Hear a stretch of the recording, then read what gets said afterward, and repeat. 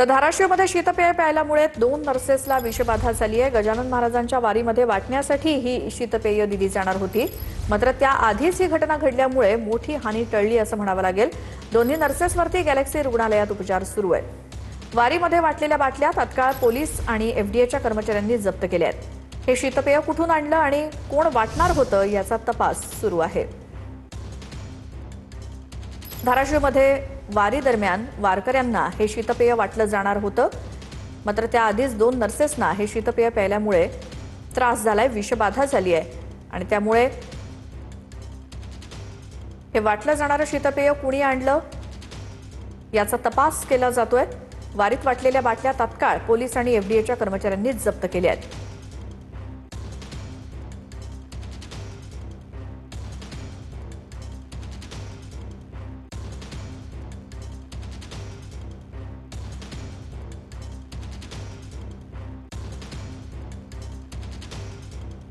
एफडीच्या कर्मचाऱ्यांना पाचारण केलं। एफडीच्या अधिकाऱ्यांना आम्ही सांगितलं, ते त्या ठिकाणी आलेत आणि त्यांनी ते ताब्यात घेतलं आणि ज्या ठिकाणावरून त्या हॉटेलवाल्यांनी जिथून स्टॉक आणला होता, जो डिस्ट्रीब्युटर आहे प्रॉपरचा, आतार म्हणून गोल्डन त्याचं नावाचं एक दुकान आहे, त्यातून त्यांनी आणलं होतं। तर त्या ठिकाणी 11 बॉक्स त्याच्याकडे होते ते स्टॉकमध्ये। आम्ही त्याला वितरित करू नका म्हणून त्याला तिथंच आम्ही थांबून ठेवलं। त्याच्यानंतर एफडीच्या अधिकाऱ्यांनी ते पण ताब्यात घेतलेलं आहे।